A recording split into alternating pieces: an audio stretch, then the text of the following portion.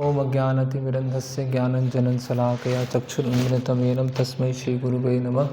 श्रीचैतन्यमनोभीष्टं स्थापितं येन भूतले स्वयं रूपकदा मह्यं ददाति स्वापदान्तिकं।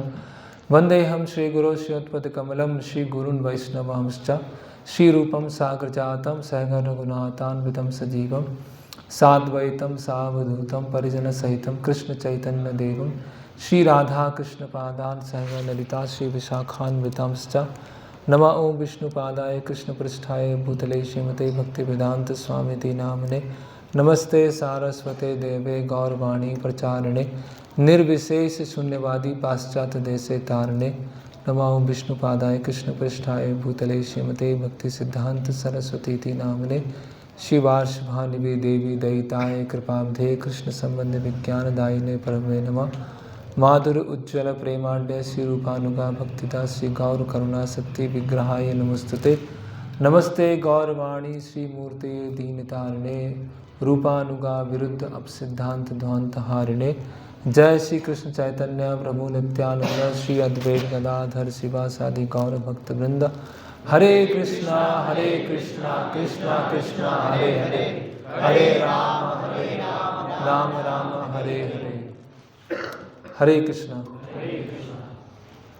तो आप लोगों ने बाहर एक बैनर देखा होगा। गुरुवार के दिन 29 फरवरी को एक बड़ा उत्सव है मंदिर में, जिसमें इस्कॉन के संस्थापक आचार्य श्रील प्रभुपाद जी के जो गुरु हैं उनका आविर्भाव दिवस है, जिस दिन वो इस भौतिक जगत में प्रकट हुए, श्रील भक्ति सिद्धांत सरस्वती गोस्वामी प्रभुपाद। तो उनके बारे में हमने पिछले शनिवार को चर्चा किया था और उनकी शिक्षाएं क्या हैं आज वो हम देखेंगे, है ना।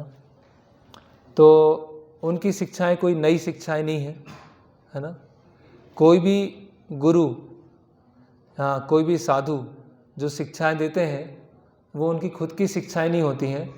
वो परंपरा में शास्त्रों के द्वारा जो शिक्षाएं आती हैं वही शिक्षा देते हैं, उसमें अंतर नहीं होता। ऐसा नहीं है कि कोई गुरु मिले या किन्हीं गुरु को सुना और आज ऐसा सुना जैसा किसी ने नहीं सुनाया आज तक, है ना। ये कहीं नहीं लिखा है ऐसा, है ना। कहीं पे भी हमको नहीं मिला ऐसी नई बात बताई उन्होंने। तो जो भी ऐसा बोलते हैं कि कुछ नया बताने वाले हैं, है ना, या ऐसा सुनाने वाले जो आज तक सुने ही नहीं है, तो वो मान के चलिए वो गलत है, वो गलत होने वाला है। क्योंकि आध्यात्मिक ज्ञान क्या होता है, परंपरा में आता है।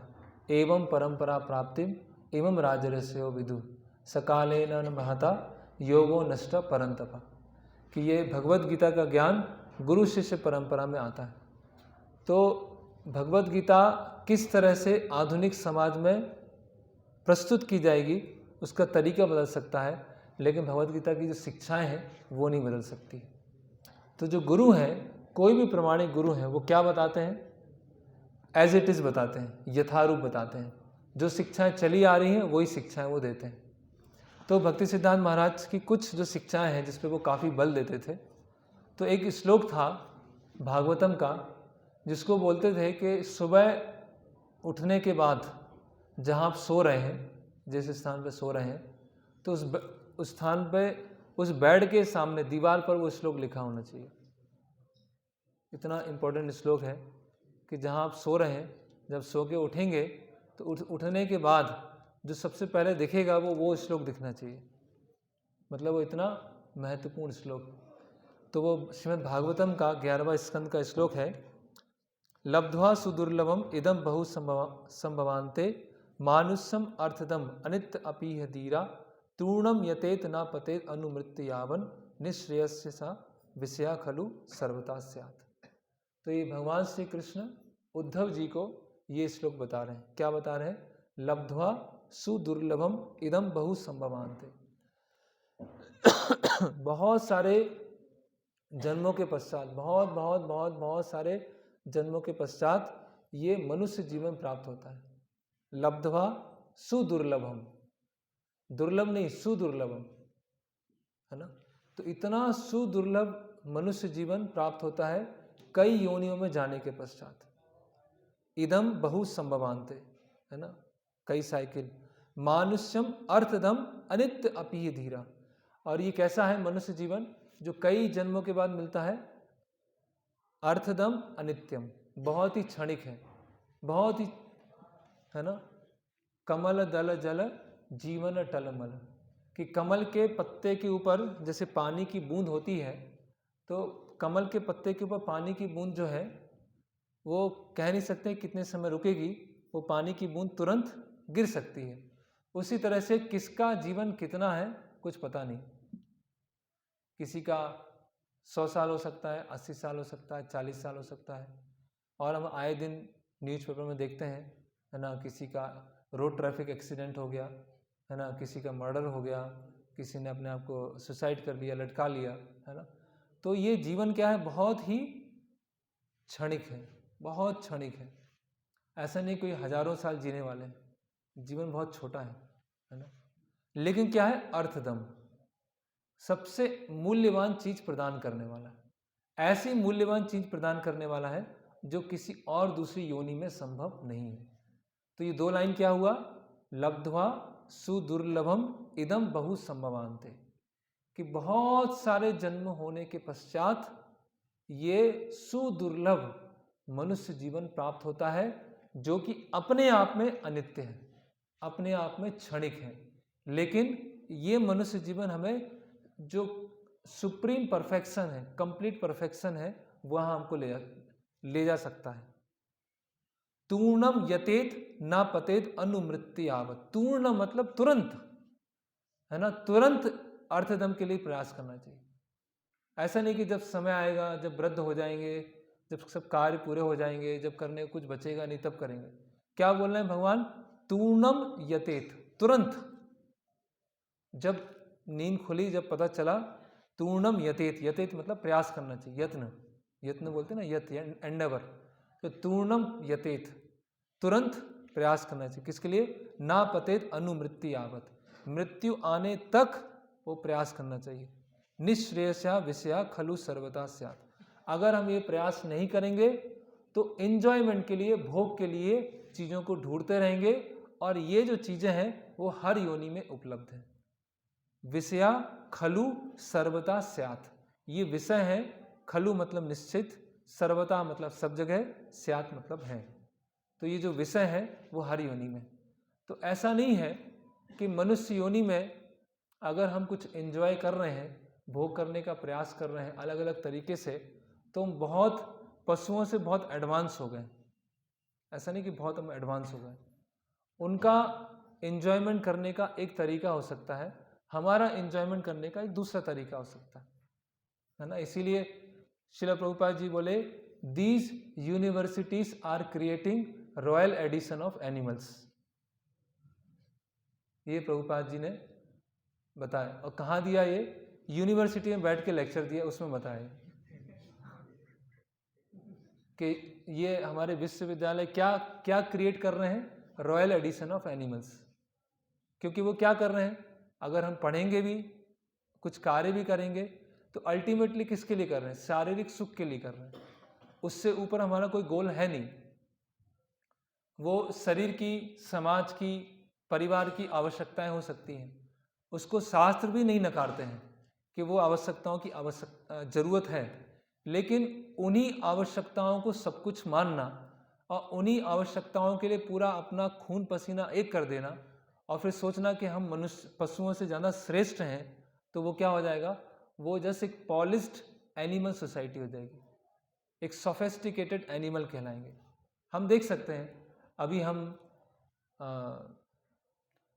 अलग अलग टेक्नोलॉजी है ना, आर्टिफिशियल इंटेलिजेंस आ गई है ना। आर्टिफिशियल इंटेलिजेंस से बहुत सारे लोग गेम्स खेल सकते हैं, लेकिन उस गेम में हो क्या रहा है ना। जैसे बहुत सारे ऐसे गैमलिंग वाले ऐप्स आए हैं, है ना, ऐसे बहुत सारे डेटिंग वाले ऐप्स आए हैं, उसमें लोग क्या कर रहे हैं, वही कर रहे हैं जो पशु करता है, उससे कुछ अलग नहीं कर रहे हैं, बस उसको किस रूप में कर रहे हैं, थोड़ा सा सोफिस्टिकेटेड तरीके से कर रहे हैं, उसके अलावा कुछ नहीं हो रहा है।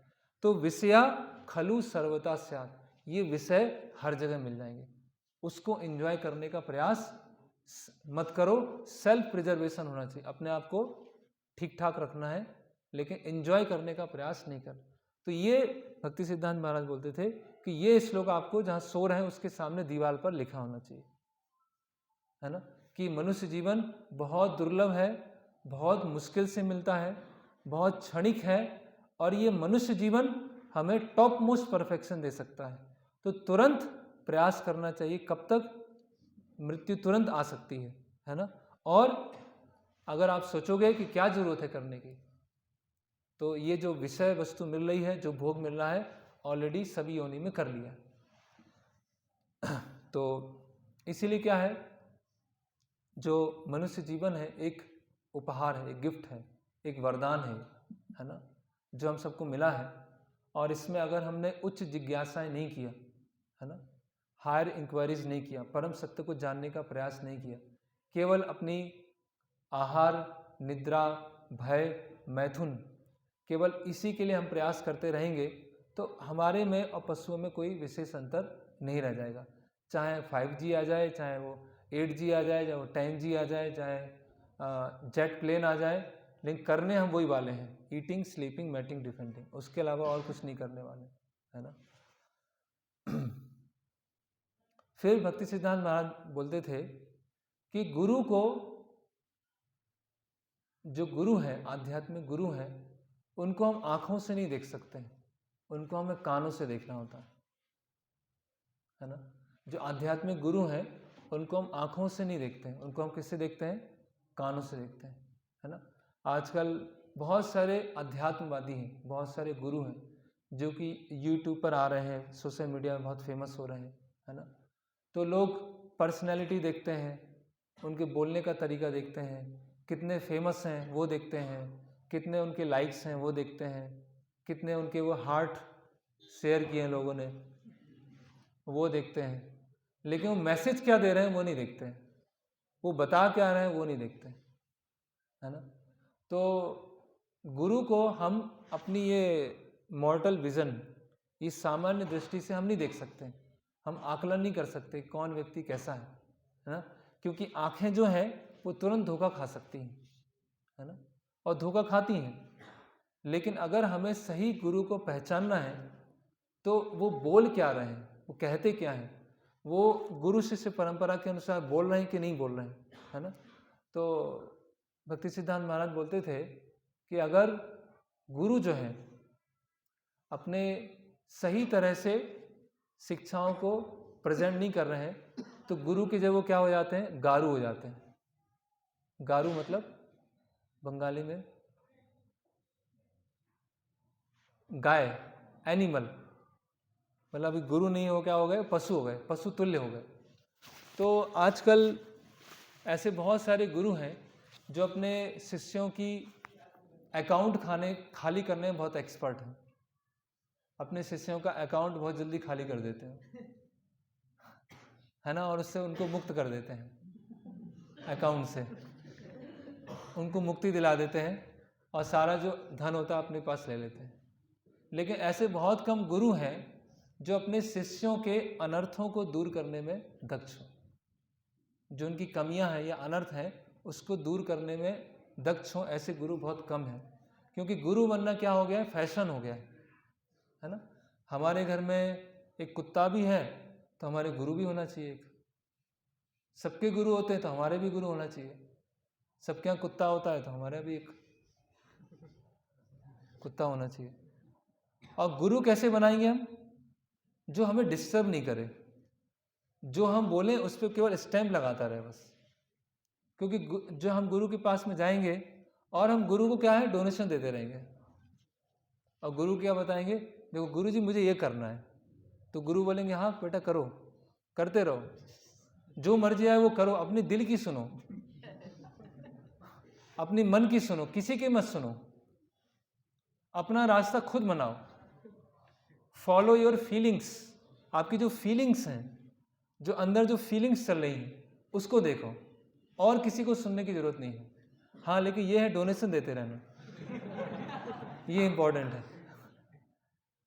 तो ऐसे ऐसे गुरु हो, और ऐसे लोग जाते हैं, लाइफ कोच हैं, पर्सनैलिटी डेवलपमेंट, है ना, ऐसे बहुत सारे लोग हैं जिनके पास जाते हैं, उनके जीवन में कोई ट्रांसफॉर्मेशन नहीं होता है, कोई चेंज नहीं होता है, थोड़ा भी कुछ चेंज नहीं आता है। बस जो वो कार्य कर रहे होते हैं जिसमें वो बहुत हताश होते हैं, निराश होते हैं, डिप्रेस्ड होते हैं, वो उनको सुनकर उनको एक हाँ अभी मुझे अपना काम अच्छे से करना है ना। अभी मैं जिसमें निराश हो रहा था, मेरे गुरुजी ने एक मंत्र दिया है ना, एक सीक्रेट मंत्र बताया है, उस मंत्र का मैं जाप करूंगा तो जो मैं गोल लेके चला हूँ उस गोल वो मुझे गोल मिल जाएगा। तो वास्तव में लोगों को गुरु की भी आवश्यकता नहीं है। एक बार भक्ति सिद्धांत सरस्वती ठाकुर जिस समय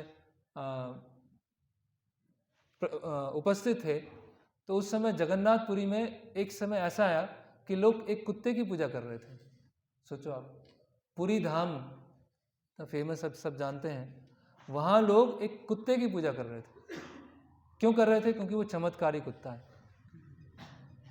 भारत में अगर हम बोल दें कि इस पेड़ में माता जी हैं, इस पेड़ के अंदर माता जी बैठे हैं और सारी इच्छा पूरी करते हैं माता जी, तो लोग पेड़ को ही प्रणाम करना चालू कर देंगे, पेड़ की परिक्रमा लगाना चालू कर देंगे, पेड़ में ही लाल धागा बांधना चालू कर देंगे, वहीं चढ़ावा देना चालू कर देंगे। क्यों? क्योंकि ना तो उनको भगवान से मतलब है, ना गुरु से मतलब है, ना माता जी से रिलेटेड है, किसी से मतलब नहीं है। मतलब है उनकी इच्छाएं पूरी होना चाहिए बस। जहाँ पे उनकी इच्छाएं पूरी होंगी वहाँ पे हम जाएंगे, और जहाँ पे इच्छा पूरी नहीं होगी वहाँ नहीं जाएंगे, बस बात खत्म। कौन गुरु, कौन भगवान, कौन देवी, कौन देवता, कोई मतलब ही नहीं है। इतना स्तर गिर चुका है, तो गुरु के पास में भी जाते हैं, कई बार बोलते हैं कि गुरु जी थोड़ा हमको आशीर्वाद दे दीजिए। तो कोई मुझसे अगर पूछता है कि मुझे आशीर्वाद दीजिए, पूछता हूँ क्या बोलूँ, क्या आशीर्वाद दूँ बताओ, तो उनको खुद ही क्लियर नहीं होता कि आशीर्वाद क्या है। अधिकतर वो क्या सोचते हैं कि जो हम कार्य कर रहे हैं उसमें जो ऑब्स्टेकल्स आ रही हैं, जो प्रॉब्लम्स आ रही हैं, उसको आप निकाल दीजिए। बाकी जो हम कर रहे हैं वो हम करते रहेंगे, वो तो हम चेंज नहीं होने वाला, लेकिन जो हमें प्रॉब्लम आ रही है वो बस खत्म हो जाए बस। इसलिए गुरु के पास में आते हैं। गुरु के पास में किस लिए आते हैं? बिजनेस के लिए जाते हैं। देखिए गुरु जी आप ये पूरा करा देना, बस इतना पूरा करा दो बस, फिर देखो आप, फिर आपको मैं ये दूंगा। ऐसे भगवान के पास में आते हैं, ऑर्डर सप्लायर। और भगवान ऑर्डर सप्लाई, भगवान के पास में जाएंगे, भगवान से बोलेंगे भगवान ये पूरा करा दीजिए, भगवान शादी नहीं हो रही भगवान, तो ये प्रार्थना है मेरी, है ना, तो शादी हो जाएगी तो फिर प्रार्थना करेंगे भगवान सुख चैन चला गया मेरा अभी अभी मैं क्या करूं, तो भगवान कुछ कराइए अभी। तो ऐसी भौतिक इच्छाओं की वजह से हम भगवान के पास में जाते हैं। भगवान हमारे कोई सर्वेंट नहीं है ना, भगवान कोई कुछ, भगवान स्वामी है। स्वामी के पास में जाने से सब कुछ मिल जाएगा, लेकिन हम छोटी छोटी चीज़ों के लिए जाते रहते हैं। तो भक्ति सिद्धांत महाराज बोलते थे कि गुरु को आंखों से नहीं देखा जाता है, गुरु को कानों से देखा जाता है। ये दूसरा शिक्षा। फिर तीसरा शिक्षा उनका है, बोलते हैं कभी भी आध्यात्मिक जीवन को जीविकोपार्जन का साधन नहीं बनाना चाहिए, है ना। कभी भी आध्यात्मिक जीवन को इसलिए नहीं अपनाना चाहिए क्योंकि आराम से अपना पेट पूजा होती रहेगी, जीविकोपार्जन होता रहेगा और कुछ जरूरत नहीं पड़ेगी, है ना। क्योंकि कई लोग आध्यात्मिक जीवन इसलिए अपनाते हैं क्योंकि संसार में इतना पूरा टेंशन है और इतना प्रॉब्लम है और सब चीज़ें हैं, कौन झंझट में पड़े, और छोड़ो उसको, और बस अपना एक गुरुजी बन जाएंगे, स्वामी जी बन जाएंगे, सब चढ़ावा दिया करेंगे और फेमस हो जाएंगे, बस हो गया, बात खत्म हो गया। एक बार भक्ति सिद्धांत महाराज के समय पर एक प्रदर्शनी लगी हुई थी, एग्जीबिशन लगा हुआ था। उस एग्जीबिशन में क्या था, एक ब्राह्मण थे और ब्राह्मण ने क्या किया, अपने हाथ में मूंगफली रखा और दूसरे हाथ में शालिग्राम शिला रखा, और शालिग्राम शिला से मूंगफली तोड़ रहे हो। जानते हैं शालिग्राम शिला क्या होती है? कितने लोग हैं आप जो नहीं जानते हैं? काफी लोग नहीं जानते हैं। शालिग्राम शिला भगवान का एक रूप है ना। जो नेपाल में गंडकी नदी है वहाँ पे शालिग्राम मिलते हैं, भगवान विष्णु उस फॉर्म में है। उसको हम अपने साधारण भाषा में बोल सकते हैं, स्टोन होते हैं, छोटे छोटे ब्लैक स्टोन होते हैं, जिसमें अलग अलग मार्क्स होते हैं, शंख चक्र गदा पद्म ऐसे। तो भगवान विष्णु का वो फॉर्म होता है। ट्रेडिशनली जो ब्राह्मण परिवार होते थे वो अपने घर में शालिग्राम की सेवा करते थे, उन्हीं को ऑफरिंग करते थे। तो शालिग्राम क्या है? विष्णु है। तो वो जो ब्राह्मण है उस शालिग्राम शिला को साधारण पत्थर समझते हुए उसको तोड़ रहे हैं। मतलब उनके लिए विष्णु कौन है? मूंगफली तोड़ने वाले। कई लोग प्रोफेशनल भागवत रिसाइटर होते हैं, भागवत करते हैं, भागवत सप्ताह करते हैं। हम भागवत करेंगे, भागवत करने का 5 लाख लेंगे हम, है ना। भागवत करने का 5 लाख। अगर हमें बुलाओगे 10 लाख, बोली लग रही है। ये इतने प्रसिद्ध हैं, इनको बुलाते हैं। कितना रेट है? 50 लाख। 50 लाख देंगे तो भागवत होगी, तो इतनी तो भागवत नहीं हो पाएगी। ये क्या है? ये बिजनेस हो गया। आध्यात्मिक ज्ञान क्या होता है? फ्री होता है, उसका कोई शुल्क नहीं होता है। उसमें क्या होता है? गुरु दक्षिणा होती है, उसमें कोई कॉन्ट्रैक्ट नहीं होता है ना। जैसे आजकल के विद्यालय हैं, उसमें क्या होता है? हम कॉलेज की फ़ी देते हैं, स्कूल की फ़ी देते हैं, वहाँ टीचर होते हैं, शिक्षक होते हैं और हमको सिखाते हैं। जब शिक्षा पूरी हो जाती है तो गुरु अपनी जगह हो जाते हैं और जो स्टूडेंट होता है वो अपनी जगह चला जाता है। फिर जीवन में कभी किसी का मिलना नहीं होता है, कभी किसी से लेना देना नहीं होता है। ये एक केवल बिजनेस जैसा होता है, एक कॉन्ट्रैक्ट होता है।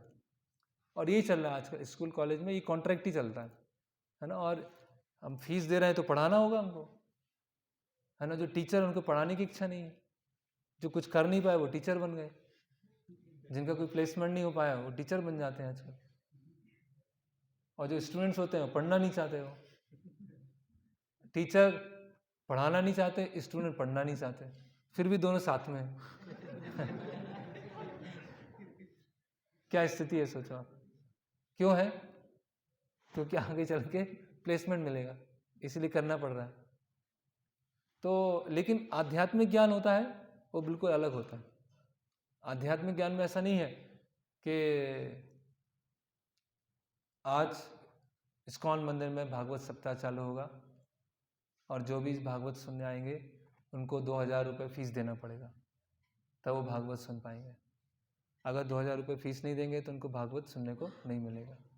या जो कराने वाले हैं, है ना, जब इतना देंगे तब। ये भगवान के नाम पर, भागवत पर, भगवान के विग्रह पर पैसा कमाया नहीं जाता, वो उसकी सेवा की जाती है। तो आजकल बहुत सारे कीर्तन मंडलियाँ होती हैं, भागवत सप्ताहकार होते हैं, या भगवान के जो विग्रह हैं उनकी लोग सेवा करते हैं। क्यों करते हैं? आसानी से जीवन चल जाएगा। ज़्यादा गुजराती में बोलते हैं, मगजमारी नहीं करनी पड़ेगी।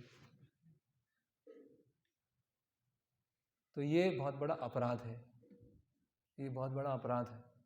तो आध्यात्मिक जीवन को अपने जीविकोपार्जन का साधन नहीं बनाना चाहिए, इसलिए आध्यात्मिक जीवन में नहीं आना चाहिए। फिर भक्ति सिद्धांत महाराज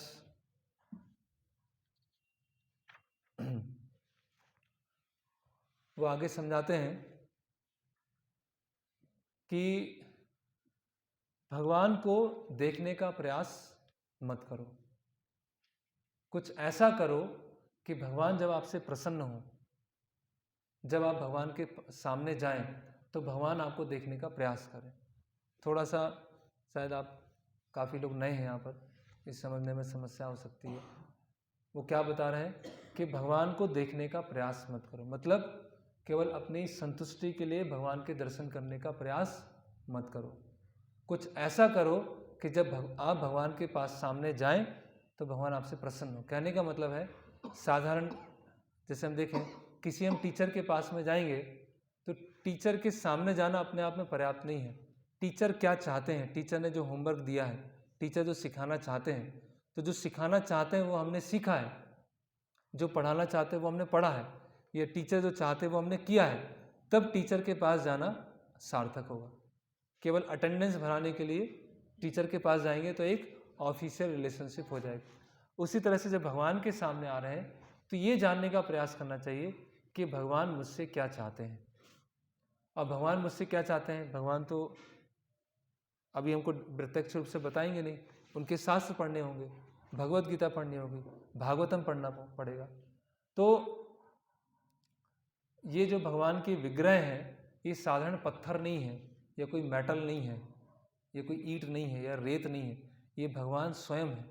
क्योंकि हमारी आँखें जड़ वस्तु के अलावा और कुछ देख नहीं पाती हैं, इसीलिए भगवान ये रूप स्वीकार करते हैं।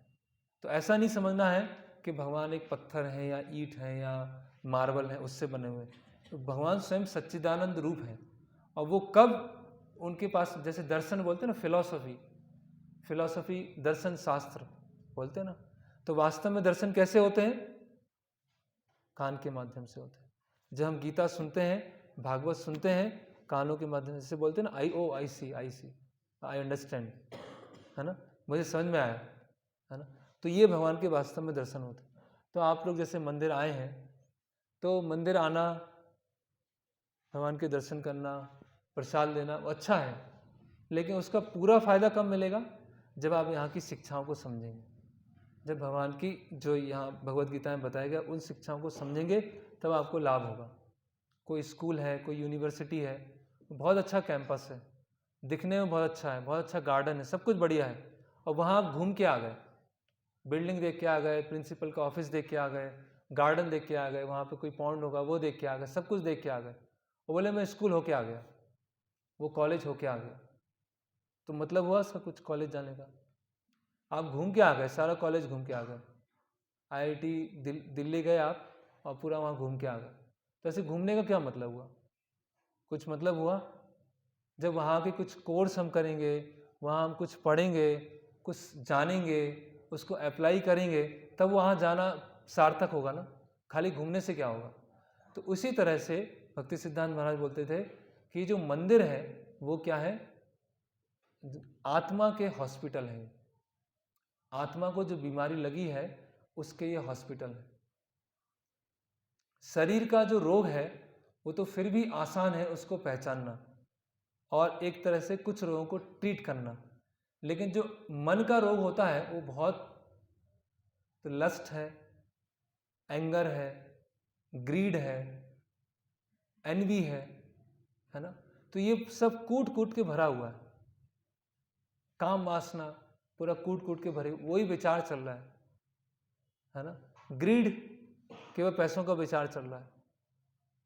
तो ये पूरा मन में बीमारी। तो ये जो मंदिर है वो क्या है? आध्यात्मिक हॉस्पिटल है, ये स्पिरिचुअल हॉस्पिटल है। तो हॉस्पिटल में केवल घूम के आएंगे तो कोई फ़ायदा नहीं होगा, यूनिवर्सिटी में घूम के आएंगे तो फ़ायदा नहीं होगा, वहाँ पर ट्रीटमेंट लेना होगा, वहाँ की मेडिसिन लेनी होगी, वहाँ जो डॉक्टर्स हैं उनके सामने अपना रोग को बताना होगा, फिर जो वो प्रिस्क्रिप्शन देंगे उसको लेना होगा, तब हम ठीक होंगे। नहीं तो क्या होंगे? हम बीमार ही रहेंगे, हम ठीक नहीं हो पाएंगे। तो इसीलिए भक्ति सिद्धांत महाराज बोलते थे कि ये जो हमारे मंदिर है वो आध्यात्मिक अस्पताल है, हॉस्पिटल है। फिर बोलते हैं कि भगवान का नाम जो है वो वैष्णवों के माध्यम से ही सुनना चाहिए। अवैष्णवोद मुखोदगीर्णम पूतम हरि कथामृतम श्रवणम नैव कर्तव्यम सर्पोचिष्ट यथापया। क्या अर्थ है इसका? कि दूध है, दूध अपने आप में क्या होता है? बहुत शुद्ध होता है, लेकिन सांप ने डस लिया दूध को, तो दूध कैसा हो गया? जहरीला हो गया। अभी उस दूध को हमने पिया तो क्या होगा? मृत्यु भी हो सकती है, करेक्ट? अभी हमको पता नहीं है कि सांप ने डसा है या नहीं डसा है। 2 ग्लास दूध रखा हुआ है, दूसरे व्यक्ति को पता है, हमें नहीं पता है कि एक दूध है और एक ऐसा दूध है जिसको सांप डस चुका है। तो बहुत डेंजरस है ना।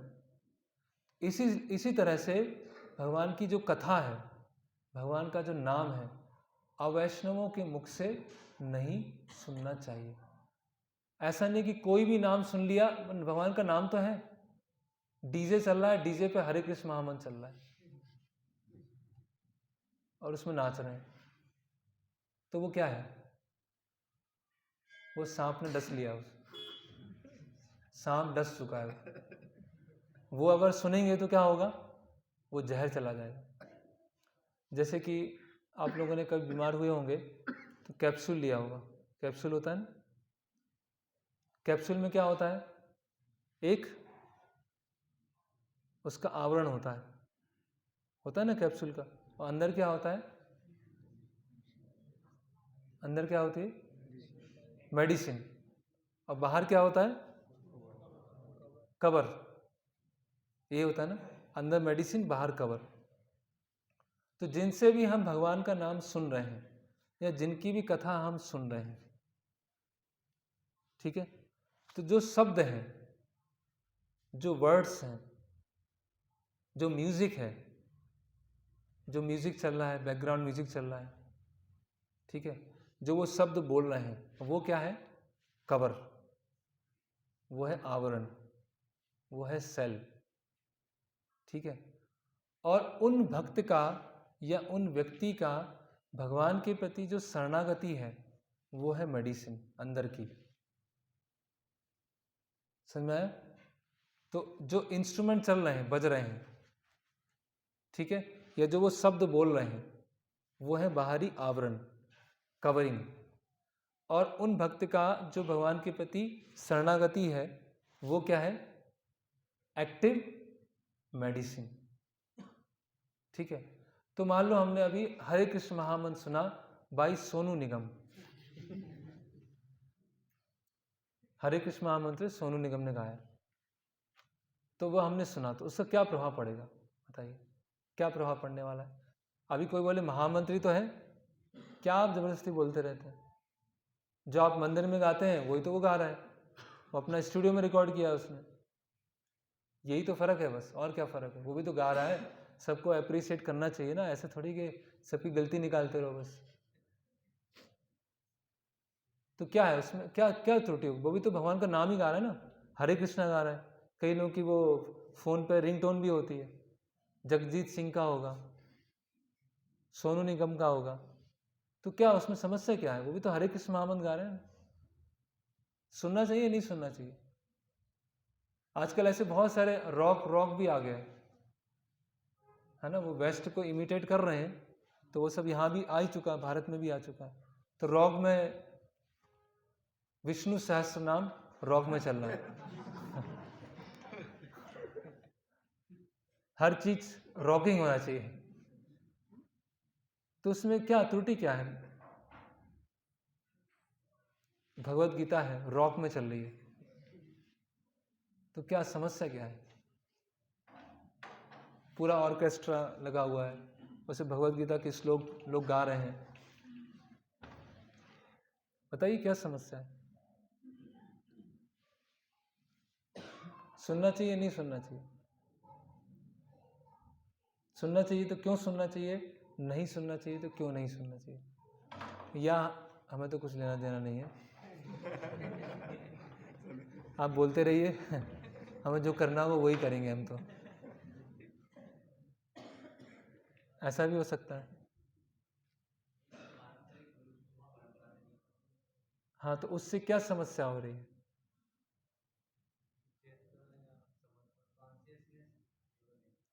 ठीक है, पहला आंसर आया कि वो गुरु शिष्य परंपरा में नहीं है।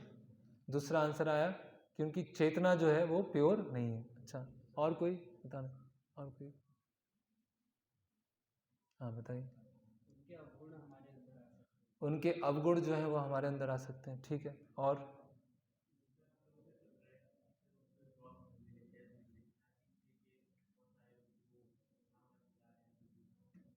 तो हम लोग इसीलिए सुन रहे हैं क्योंकि वो रॉक म्यूजिक है, सुनने में अच्छा लग रहा है, इसीलिए नहीं सुन रहे हैं कि महामंत्र है।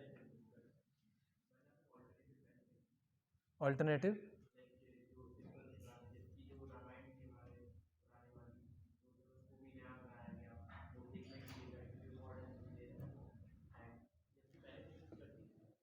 पहले थोड़ा जोर से बोलिए।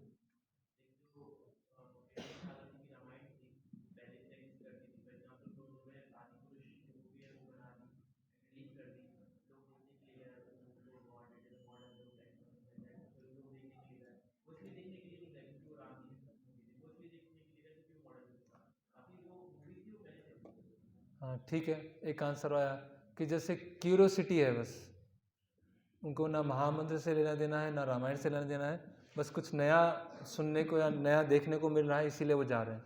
और कोई आंसर? ठीक है, सेंस ग्रेटिफिकेशन के लिए।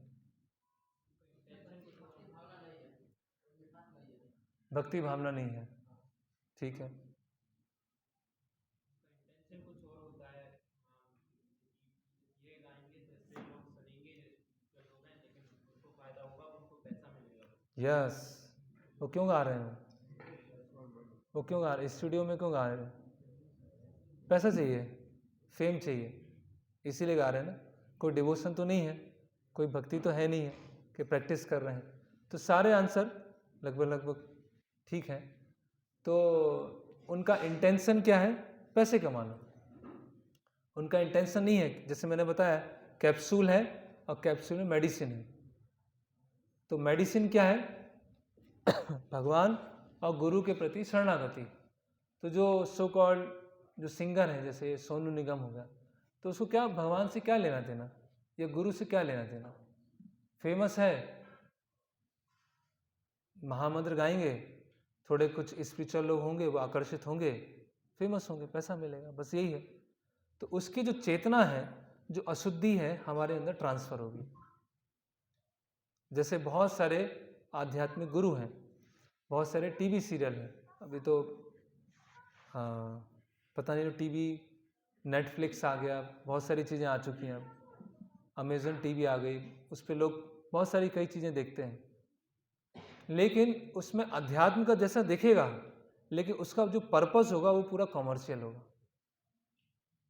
जैसे कुछ समय पहले एक सीरियल आया था, राधा कृष्ण सीरियल आया था, लोग उसको देख रहे थे, और देखने के बाद उनका कोई जीवन थोड़ी चेंज हो रहा था कि मुझे कुछ सेवा करना है, या मुझे कुछ जप करना है, या मुझे कुछ भगवत गीता पढ़ना। वो जस्ट इंटरटेनमेंट चल रहा था, एक मनोरंजन चल रहा था, बस उससे अलावा कुछ नहीं है। तो लोग स्पिरिचुअल लाइफ को भी एक्सेप्ट करते हैं, किस लिए? अपने मनोरंजन के लिए, टाइम पास के लिए। कि टाइम पास नहीं हो रहा है तो क्या करें? थोड़ा सा रॉक म्यूजिक सुन लेते हैं। कौन सा? क्योंकि हम तो ब्राह्मण परिवार से हैं, तो हम रॉक सुनेंगे, लेकिन हरे कृष्ण महामंत्र रॉक सुनेंगे।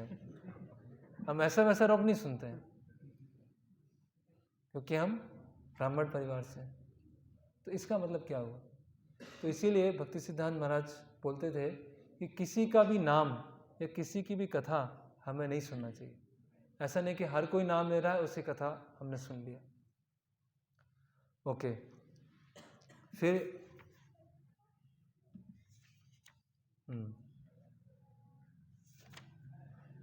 भक्ति सिद्धांत महाराज यहाँ बता रहे हैं कि जो हिपोक्रेसी को क्या बोलेंगे हिंदी में?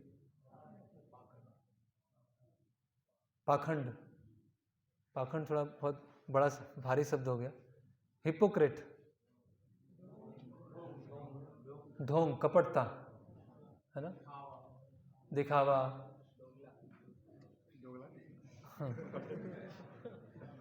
दो मुआ बोलते हैं ना, दो बोलता कुछ है करता कुछ है ना। हिपोक्रेसी समझ गए ना आप लोग? कपटता, पाखंड, है ना। तो वो मतलब कोई अगर कपटता करता है, पाखंड करता है, तो वो जो पशु है, जो एक जंगली पशु होता है, उससे भी नीचे गिरा हुआ वो इंसान है। अगर कोई पाखंड करता है, तो अगर कोई दिखावा करता है, चाहे वो आध्यात्मिकता के नाम पर या अपने भौतिक जीवन में, जो हिपोक्रेसी है,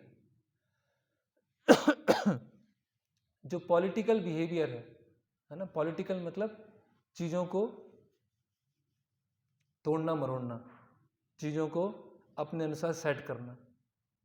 अगर और स्ट्रेट फॉरवर्ड लैंग्वेज में बोले कि सत्य को तोड़ मरोड़ को प्रस्तुत करने का प्रयास करना, और अपने आप को इस तरह से प्रस्तुत करना जो हम नहीं हैं, उसको बोलते हैं हिपोक्रेसी, है ना।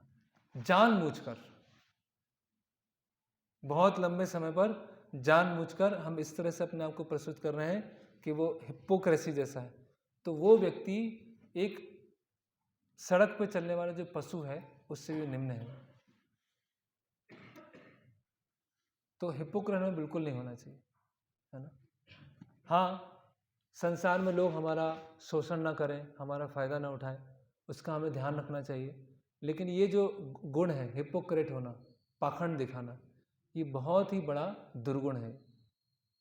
उसकी वजह से हो सकता है हम भौतिक जीवन में कुछ कर लें, कुछ अचीव कर लें, क्योंकि सब वहाँ पे हिपोक्रेट ही बैठे हुए हैं, तो कोई हिपोक्रेट का राजा बन जाए। लेकिन अगर हम भगवान को समझना चाहते हैं या भगवान की भक्ति करना चाहते हैं, तो ये हिपोक्रेसी का जो गुण है वो हमें त्यागना पड़ेगा, नहीं तो फिर आगे हम नहीं बढ़ पाएंगे। फिर भक्ति सिद्धांत महाराज बोलते थे कि ये भौतिक जगत जो है जेंटलमैन का रहने का जगह नहीं है। जेंटलमैन को क्या बोलेंगे? सभ्य मनुष्य, सभ्य व्यक्ति, सभ्य मनुष्य। ये भौतिक जगत सभ्य लोगों के रहने की जगह नहीं है। कि मटेरियल वर्ल्ड क्या है? सभ्य लोगों के लिए नहीं बना है ना।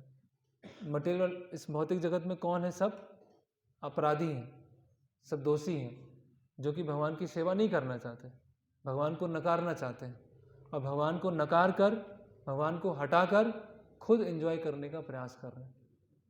जेल कौन जाता है? कोई मासूम व्यक्ति जाता है जेल कि मैंने तो कुछ किया ही नहीं, मुझे जेल में डाल दिया? ऐसा नहीं होगा। जेल कौन जाएगा? जिसने कोई क्राइम किया है। तो इस भौतिक जगत में कौन आए हैं?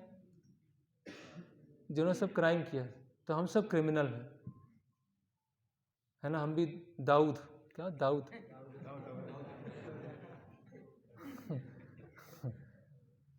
उससे भी खतरनाक क्रिमिनल हम लोग।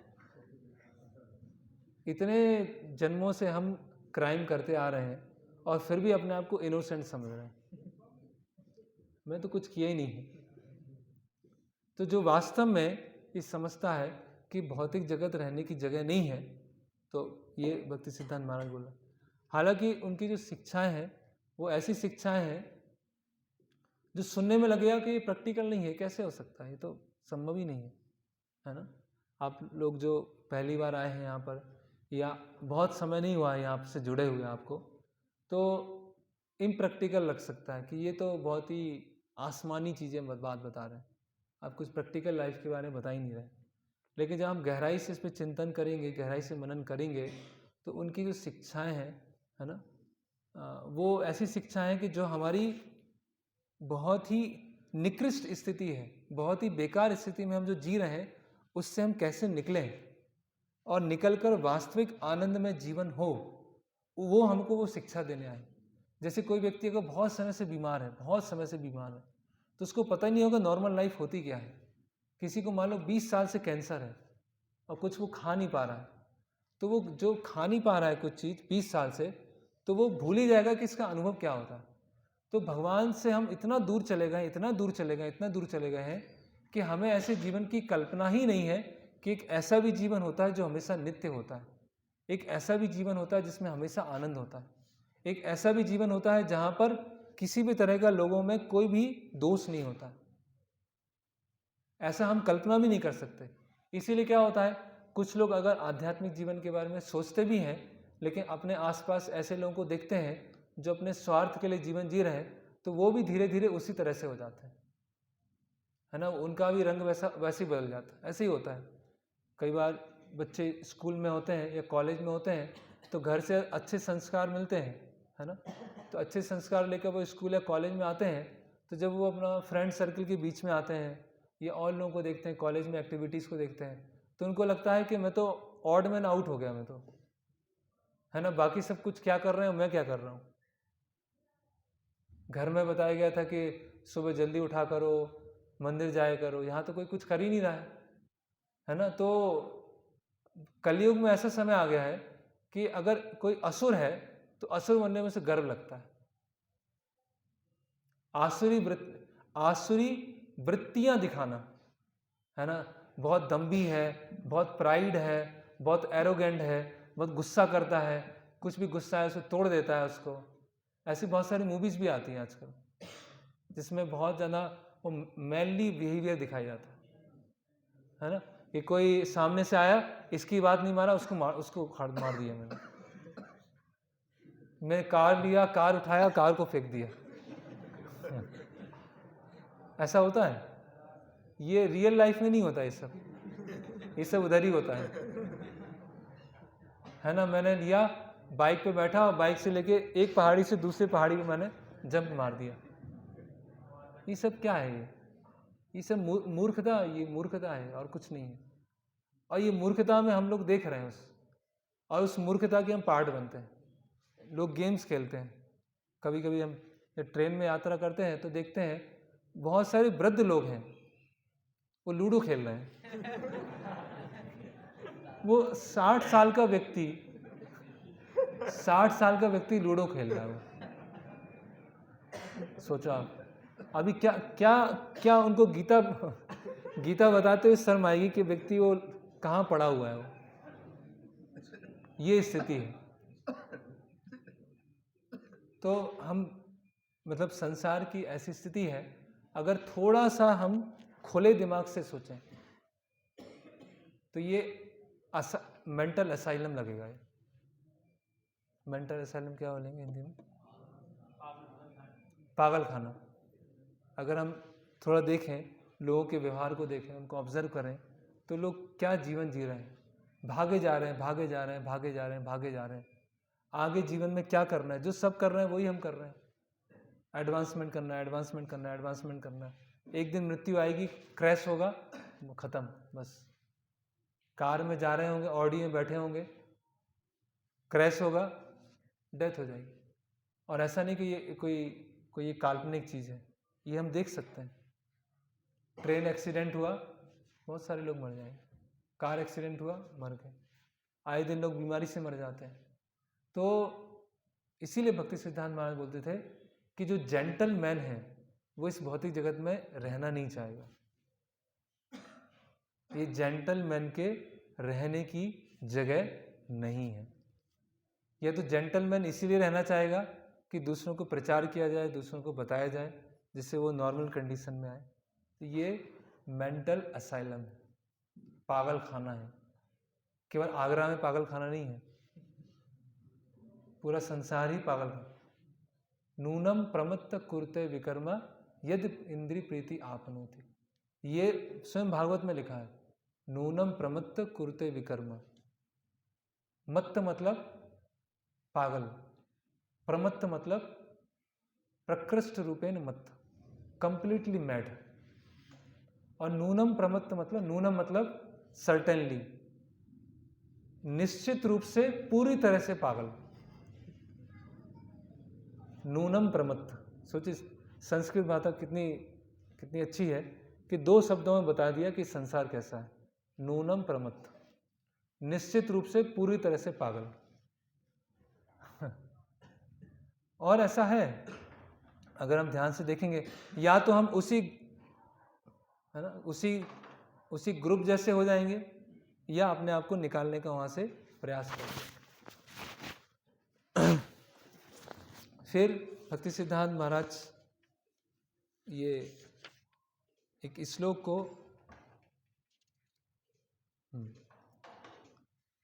को बार बार बोलते थे कि केवल शास्त्रों को पढ़कर हम भगवान को नहीं समझ सकते। अगर भगवान को हमें समझना है तो हमें गुरु की आवश्यकता होगी, है ना।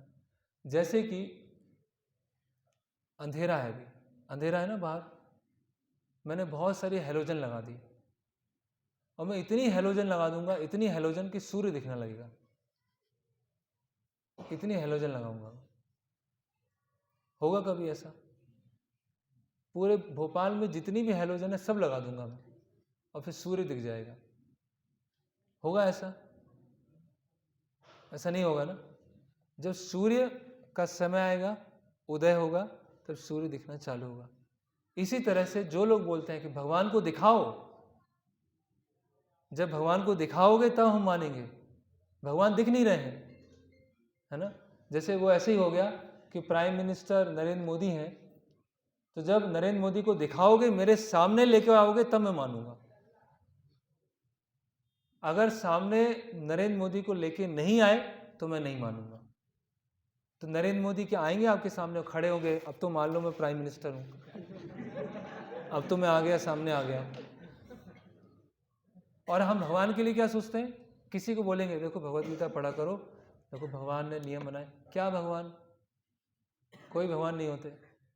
भगवान है तो दिखाओ, भगवान होते दिखते। आपने भगवान देखे? कितने साल से हैं आप?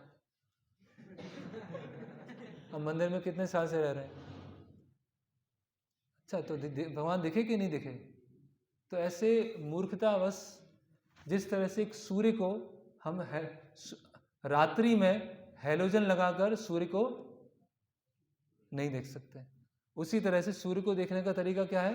वेट करना पड़ेगा, पेशेंस रखना होगा। सूर्य जब उदय होगा तो हमको सूर्य दिखाना चालू। और एक बस लास्ट उनकी एक टीचिंग और है कि आजकल किस तरह से लोग विद्वान होते हैं, उसके बारे में एक स्टोरी बताते हैं कि एक बार एक कोई संस्कृत पंडित थे, वो किसी गांव में आए और उन्होंने सोचा कि यहाँ गांव वालों से हम मिलते हैं, बातचीत करते हैं, गांव वाले क्या करते हैं, और सुना है कि ये गांव बहुत अच्छा है, यहाँ भी कुछ संस्कृत पंडित हैं। तो वहाँ पर उस गांव में कुछ जो संस्कृत पंडित थे, उन्होंने सोचा कि इतना बड़ा पंडित यहाँ पर आ गया, अगर ये आ गया तो हमको तो लोग सुनेंगे नहीं, तो हमको इसको ऐसा जवाब देना है कि ये छोड़ के चला जाए यहाँ से, है ना। तो ये जो सो कॉल्ड संस्कृत स्कॉलर थे गांव में, वो वास्तव में संस्कृत नहीं जानते थे, लेकिन कुछ टूटा फूटा वो जानते थे। जैसे आजकल के जो हिंदुज़म को फॉलो करने वाले हैं, थोड़ा यहाँ का जानते हैं, थोड़ा गूगल से ले लिया, थोड़ा सा विकीपीडिया से ले लिया, थोड़ा डिक्शनरी से ले लिया, थोड़ा अपने घर से ले लिया, थोड़ा पड़ोसी से ले लिया, कोई दोस्त से ले लिया, और एक खिचड़ी लेके आ गए और खिचड़ी पे बताते हैं, अरे प्रभु जी वहाँ तो ऐसा लिखा हुआ है, अरे प्रभु जी उस शास्त्र में तो ये लिखा हुआ है, अरे प्रभु जी वो विकीपीडिया में तो ऐसा लिखा हुआ है, अरे प्रभु जी वो दिल्ली में तो ऐसा है, प्रभु जी मुंबई में तो ऐसा है। ऐसे जो खिचड़ी बना लेते हैं। तो ऐसे खिचड़ी वाले कुछ संस्कृत स्कॉलर थे उस गांव में। तो जो वास्तव में विद्वान था वो सोचता है कि इनसे थोड़ा बातचीत की जाए। तो जो संस्कृत का विद्वान था वो बोलता है का त्वम, कहा त्वम, आप कैसे हैं, पूछता है कहा त्वम। तो जो दूसरा व्यक्ति होता है बोलता है कस्तम खस्तम गस्तम फस्तम लस्तम। तो उसने क्या बोला था? कास्तम, का त्वम, आप कैसे हैं। जब हम किसी से मिलते हैं ना, हाउ आर यू, आप कैसे हैं, तो उसने जब संस्कृत में पूछा कस्तम, आप कैसे हैं, तो उसने क्या बोल दिया? कस्तम खस्तम गस्तम घस्तम कुछ। तो वो जो संस्कृत विद्वान था बोला कि इनसे कुछ बात नहीं की जा सकती, वो चला गया। तो जो सो कॉल्ड संस्कृत स्कॉलर बैठे हुए थे, बोले देखो इसको मैंने हरा दिया, संस्कृत में हरा दिया, चला गया ना, एक ही क्वेश्चन में हार गया ये। तो ऐसे व्यक्ति से डिबेट करने का मतलब क्या है कि जो कस्तम ही नहीं समझा, वो होता है ना का खा, होता है ना, क्या होता है का खा गा घा, तो वो उसने सोचा का बोलना है तो मैं खा बोलूँगा, मैं गा बोलूँगा, मैं घा बोलूँगा। तो इसी तरह से टूटी फूटी नॉलेज लेकर, प्रभु जी वो महाभारत में लिखा है कि मांस खाना चाहिए, आप कैसे मना कर रहे हैं। और कहाँ सुना, महाभारत देखी भी नहीं होगी, महाभारत का पेज भी नहीं पकड़ा होगा हाथ में, इंटरनेट पर किसी का यूट्यूब चैनल होगा, उस पर सुन लिया होगा, देखो महाभारत में लिखा है मांस खाना चाहिए, और वो लेके आ जाएंगे। ऐसे बहुत सारे लोग आते हैं। तो इस तरह से अगर स्पिरिचुअल लाइफ फॉलो करेंगे, कि थोड़ा थोड़ा थोड़ा थोड़ा सब जगह लेकर फिर आएंगे और बातचीत करेंगे, उसका कोई निर्णय नहीं आने वाला, उसका कोई निर्णय नहीं आएगा। तो फिर वो ऐसे उन्होंने बुक लिखी है, उपाख्यान उपदेश। उपाख्यान उपदेश में क्या है, बहुत सारी इंस्ट्रक्टिव स्टोरीज हैं, है ना, बहुत सारी महत्वपूर्ण शिक्षा हैं जो उन्होंने स्टोरी के माध्यम से उन्होंने बताई है। तो एक स्टोरी और सुनते हैं तो उसके बाद एंड करेंगे। आजकल के लोग कैसे भगवान के पास में आते हैं उसके लिए बताते हैं कि एक व्यक्ति था, उसने पॉपकॉर्न खरीदे और पॉपकॉर्न लेकर अपनी पत्नी को देने जा रहा था कि पॉपकॉर्न ले जाऊंगा, मेरी पत्नी प्रसन्न होगी, खुश होगी, कितना पॉपकॉर्न लेके आया। तो क्या हुआ, तेजी से हवा चली, बहुत तेज हवा चली और उसके हाथ में जो पॉपकॉर्न थे वो उड़ गए हवा में, और उसने क्या बोला, गोविंदम समर्पयामि।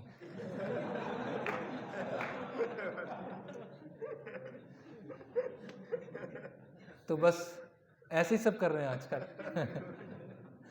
किसी को कुछ भगवान को देना नहीं है, वो तो बाई चांस इधर उधर रह गया, क्या करें, भगवान ऐसे ही चाहते थे, अब क्या करें, जो भगवान की मर्जी। अब भगवान की मर्जी तो जानो ना, भगवान की मर्जी जानने का प्रयास किया नहीं और कुछ भी हुआ, बस जो भगवान कर खुद के लिए रहे थे, पूरा खुद के लिए करने वाले थे और वो नहीं हो पाया और बोल रहे हैं गोविंदम समर्पयामि। तो इसीलिए ये ऐसी उनकी बहुत सारी शिक्षाएं हैं। और आने वाले दिनों में हम सोमवार से एक सेमिनार लेंगे, सुबह 8 बजे यहाँ सेमिनार हुआ करेगा और 29 तारीख को विशेष उत्सव है, तो आप लोग उस दिन टाइम निकाल के आइए। बड़ा महोत्सव होगा उनके ऊपर, और कुछ है ना, एक बहुत बड़ा समुद्र में से केवल एक बूंद भी हमने शिक्षा चर्चा नहीं किया, इतनी सारी उनकी इंस्ट्रक्टिव स्टोरीज हैं। उसमें आप आइए, बहुत कीर्तन होगा, कथा होगी, है ना, बहुत सारे 1008 भोगों का अर्पण होगा, 1008 भोग अर्पण किए जाएंगे, प्रसाद होगा। तो आप फेस्टिवल में आमंत्रित हैं और गुरुवार के दिन आइए। हरे कृष्णा। किन्हें कोई प्रश्न है, कुछ पूछ